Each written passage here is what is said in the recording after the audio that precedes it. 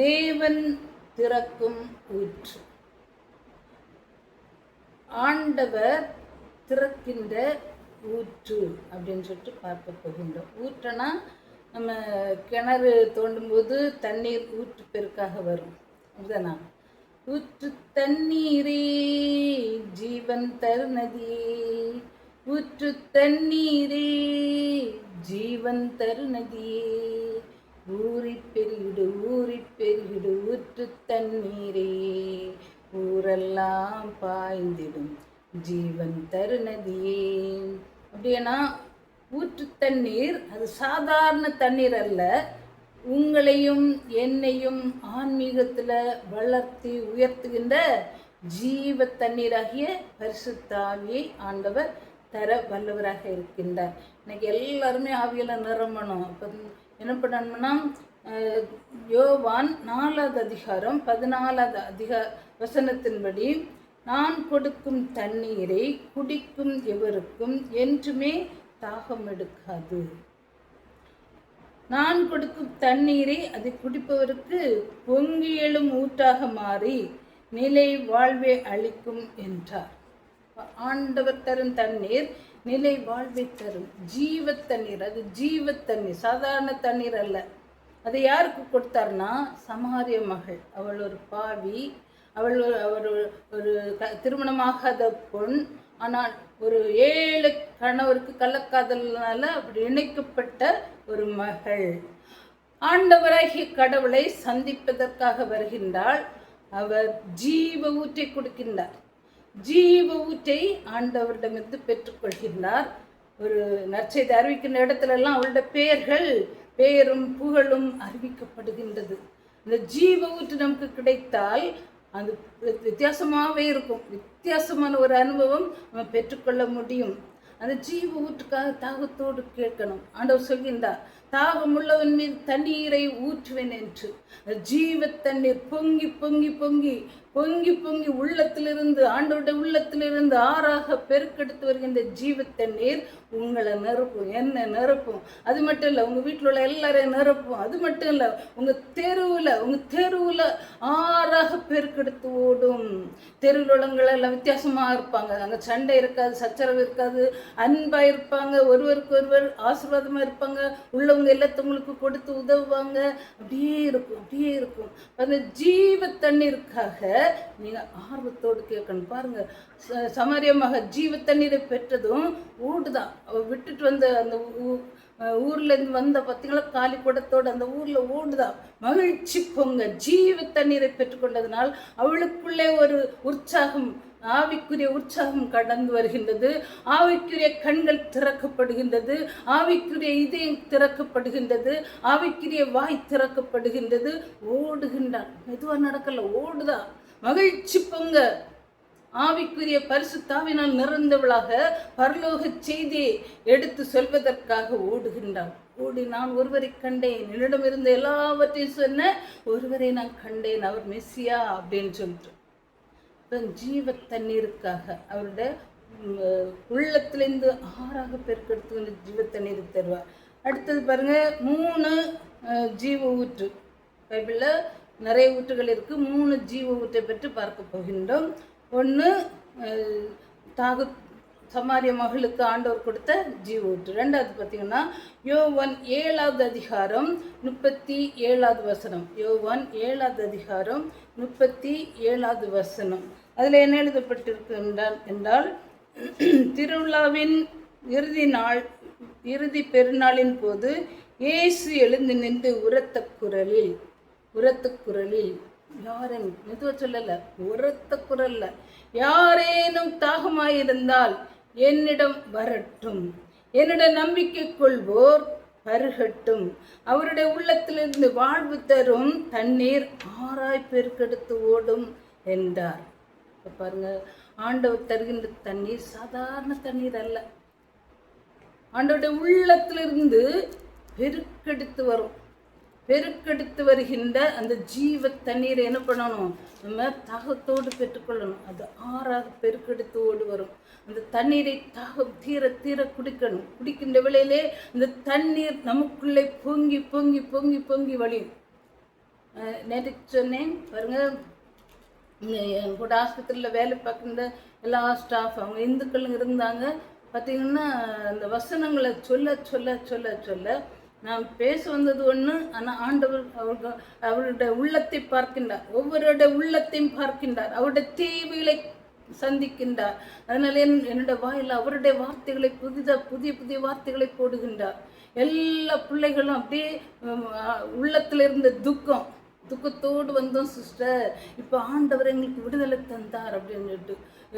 முதல் லைனில் ஒரு இந்து பிள்ளை இருக்கா, இந்த செய்தி அப்படியே தாகத்தோடு கேட்டுட்டு இருக்கு. ஆண்டவர் எனக்கு வெளிப்படுத்துறாரு, அந்த பிள்ளை மேலே அபிஷேகம் கடந்து வருவதாக. ஜீவ தண்ணீரை அப்படியே குடிக்குதா. 2 கையில தாகத்தோடு, பைப்பு அடியில் போய் தாகத்தோடு 2 கையை வைத்து குடிப்பது போல ஜீவ தண்ணீரை அவர் அள்ளி அள்ளி குடிக்கிறதை ஆண்டவர் வெளிப்படுத்தி தருகின்றார். உடனே ஆண்டவர் சொன்னார், அவரோட தலையில கை வைன்னு சொல்லிட்டு கையை வச்சு பாருங்க, அப்படியே அபிஷேகம். உடனே அவரோட கண்ணில் இருந்து மடமடமடன்னு கண்ணீர் சொன்னா, என்னோட உச்சந்தலையிலிருந்து உள்ளங்கால் வர ஒரு அனுபவம், ஒரு வித்தியாசமான அனுபவத்தை என்னால் உணர முடிஞ்சிச்சு. இப்போ பாருங்க, நீங்களும் நானும் அத்தகைய அபிஷேகத்தை பெறணும், அத்தகைய மனிதர்களாக மாறணும். அதே தான் ஆண்டவர் விரும்புகின்றார். நம்ம சாதாரண தண்ணியை குடிச்சிட்டு சாட்டிஸ்ஃபேக்ஷனை போகக்கூடாது. ஆண்டவர் தருகின்ற ஜீவ ஊற்ற குடிச்சு பாருங்க, அதுக்கு பின்னாடி ஓடுவீங்க.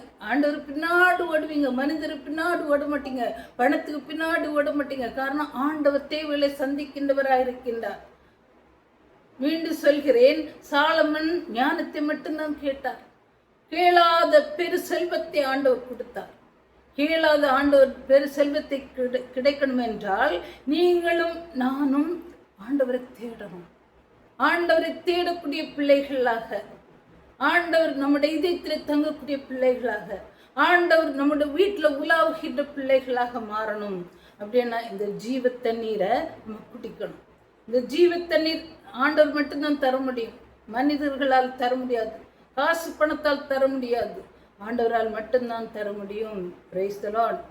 தாகம் உள்ளவன் மீது தண்ணீரை ஊற்றுவேன் என்று சொன்னார். இப்போ பாருங்க, நம்பிக்கை கொள்வோர் பருகட்டும், தாகமாக இருந்தால் என்னிடம் வரட்டும். முதல்ல ஆண்டவர் சொல்லுங்க, தாகமாக இருந்தால் என்னிடம் வரட்டும், நம்பிக்கை உள்ளோர் பருகட்டும்.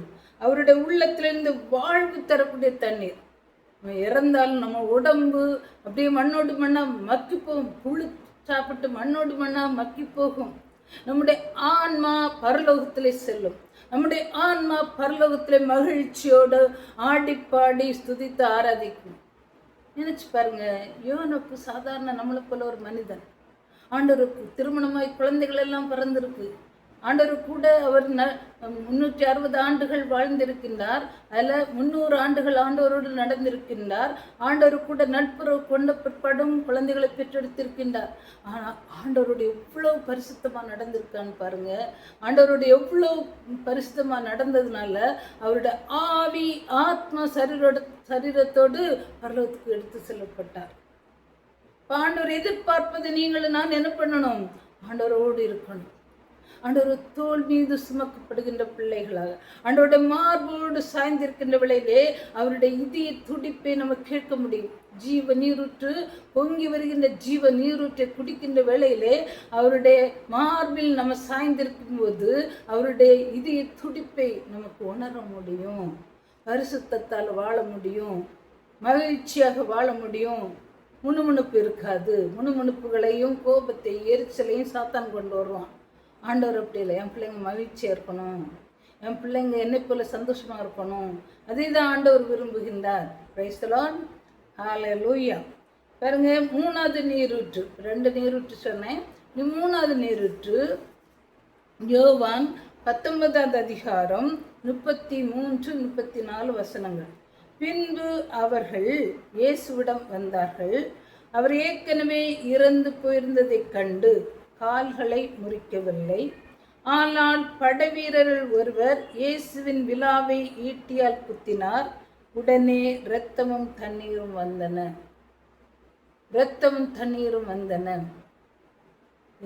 இறந்த உடல்ல இருந்து வருகின்ற இரத்தம், ஜீவ இரத்த ஊற்று, ஜீவ தண்ணீரின் ஊற்று. அதை பருகணும், அதை குடிக்கணும், அதனால முத்திரிடப்படணும். அதனால முத்திரிடப்படுகின்ற வேளையிலே சாத்தான் கை வைக்க முடியாது. சாத்தான் கை வைக்க முடியாது. எந்த வீட்டின் கதவுகளை ஆட்டுக்குட்டியின் ரத்தம் தேய்க்கப்பட்டிருக்கின்றதோ அங்கு தீயவன் நுழைய மாட்டான் என்று பழைய ஏற்பாட்டில் வாசிக்கின்றோம். அதே ஜீவ ஊற்றாகிய அந்த கடைசி ரத்தமும் தண்ணீரும் நம்முடைய இதயத்திலே தெளிக்கப்படணும், முத்திரையிடப்படணும். நம்ம வீடுகளிலே முத்திரைப்படணும். குடும்பத்தில் இருக்கின்ற ஒவ்வொரு கணவன், மனைவி, குழந்தைகள், பெற்றோர்கள், பெரியோர்கள், கூட பிறந்த சகோதர சகோதரிகள் மீது அந்த ஜீவ ஊற்று முத்திரையிடப்படணும். ஆமேன். முத்திரையிடப்பட்ட அப்படியே ஆகட்டும். ஷா பா தி லா ராகா திக்கா லாரா. ஒரு பிரசனம் கடந்து வருகின்றது. அப்படியே கண்களை மூடி தாகத்தோடு ஹல்லேலூயா. வல்லமை வல்லமை ஜீவ நீருற்று ஒவ்வொரு இடமும் கடந்து வருகின்றது. பெற்றுக்கொள்ளுங்கள். Receive the power of the Holy Spirit. வல்லமை பெற்றுக்கொள். ஷா தி லா ராகா திக்கா லாரா. ஹல்லேலூயா. ஆண்டவரே, அந்த விழாவிலிருந்து வருகின்ற இரத்த ஊற்று நாங்கள் குடிக்கின்றோம். உம்முடைய விழாவிலிருந்து வருகின்ற அந்த ஜீவ தண்ணீர் நாங்கள் குடிக்கின்றோம், முத்திரையிடுகின்றோம். புதிய வல்லமை தாங்க, புதிய அபிஷேகத்தை தாங்க, புதிய ஆற்றலை தாங்கப்பா. ஒரு நன்றி தகப்பனே, நன்றி ஆண்டவரே. உங்க பிரசனத்துக்காக நன்றி, உங்க வல்லமை கடந்து வருகின்ற நன்மைக்காக நன்றி ஆண்டவரே.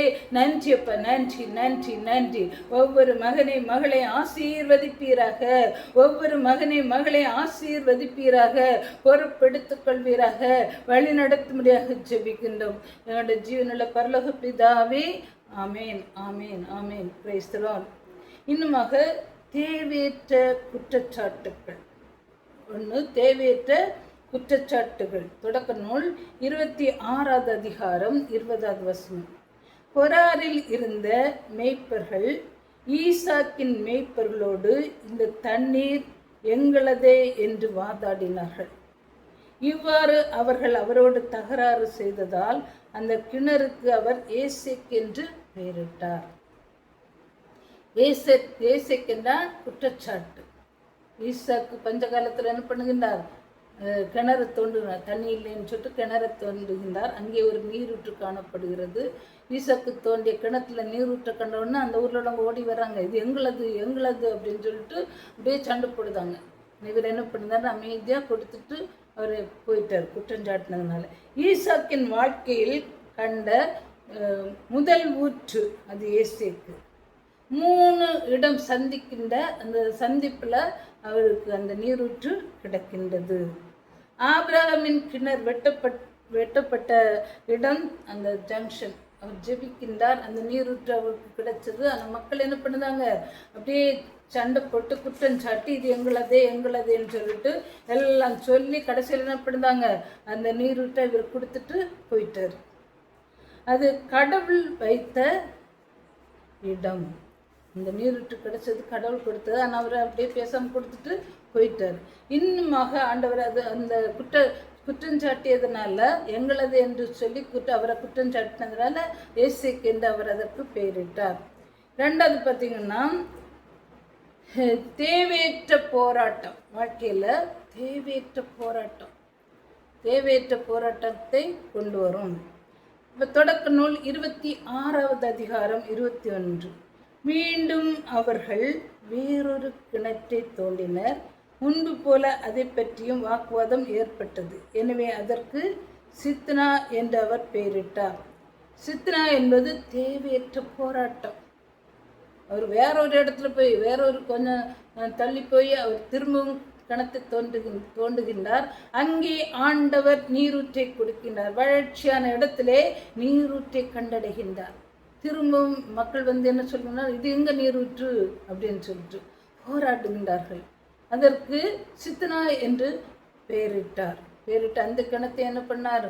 கொடுத்துட்டு போயிட்டார். அப்போ உங்க குடும்பத்தில் 2 குடும்பம் ஜெபிக்க முடியாத குடும்பம், 2 குடும்பம் பேச்சற்ற குடும்பம், 2 குடும்பம், 2 வீடு இது விட்டு கொடுக்கக்கூடிய நல்ல. அப்போ 2 வீட்டில் போராட்டம். இதெல்லாம் ஆண்டவர் என்ன பண்ணணும்? இந்த ஜெபத்தில் ஆண்டவர் எல்லாவற்றையும் தகர்த்து போடுவார். உங்கள் வீட்டில் இருக்கிற எல்லா பிரச்சனைகளையும் ஆண்டவர் தகர்த்து நீக்கி போடுவார். ஆமேன், அல்லேலூயா. ஒரு பஹதிக்கலார் நன்றிப்பா. 3 தொடக்க நூல் 26, 22 பார்த்தீங்கன்னா, அவ்விடத்தை விட்டு அகன்று வேறொரு கிணற்றை தோண்டினார். மூணாவதாக வேறொரு கிணற்றை தோண்டுகிறார். இம்முறை ஈசாக்கு வாதம் ஒன்றும் ஏற்படவில்லை. யாரும் வரல. அதன் பொருட்டு ஆண்டவர் நம் எல்லையை விரிவுபடுத்தியுள்ளார்.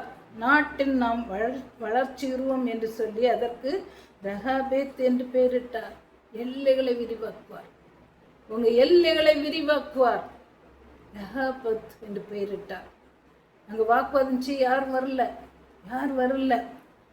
2 ஊற்று போய்விட்டது. 2 ஊற்று அவர் 2 கிணறுல ஊற்று கிடைச்சிட்டு போய்விட்டது. ஆனால் ரஹாபத் என்றால் எபிரேய வார்த்தைக்கு இடம் என்று பெயர். இடம், கால் தடம், கடவுளிகளுக்கு கால் தடம் வைக்க இடம் தந்தார் அப்படின்ட்டு அந்த இது ரஹாபத் என்பது எபிரேய மொழியில் தெரு என்ற வார்த்தை, இடம் என்ற வார்த்தை, கால் தடாகம் என்ற வார்த்தை.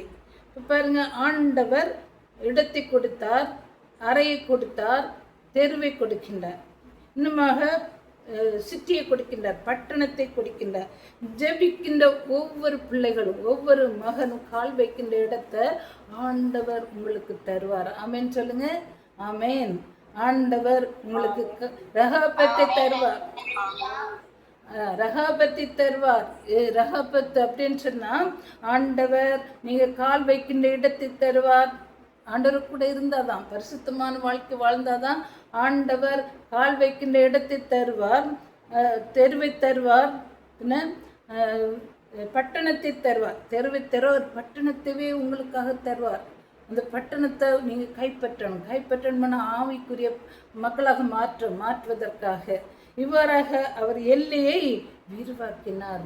தேவ பிள்ளைகள், ஆண்டவரே இந்த வேளையில் அப்படியே கண்களை மூடி வலது கையை உயர்த்துங்க. ஆண்டவரே, இதோ இந்த வேளையிலே ஆண்டவரே நாங்கள் வசிக்கின்ற பட்டணங்களை, தெருக்களை ஆண்டவரே ஆவியில நிரம்பி கொண்டு வருகின்ற வல்லமை தாங்க. பரலோக பூலோக ஆசீர்வாதத்தினால் நிரப்புங்க ஐயா. கேளுங்க. வல்லமை தேவ வல்லமை கடந்து வருகின்றது. பெற்றுக்கொள்ளுங்கள். ஓ ஷாபா பாபா பாபா பாபா நெருப்பாக. ஹalleluya. ரஹாபேத் ஆண்டவர் நீரூற்றை தருகின்றார். பரிசுத்தாவி என்ற நீரூற்றை பெற்றுக்கொள். ஆண்டவர் தொடுகின்றார். ஒரு நீரூற்று, ஒரு உறவை அப்படியே வெளிப்படுகின்றது. பெற்றுக்கொள்ளுங்கள். வல்லமை தேவ வல்லமை. பெற்றுக்கொள். Receive the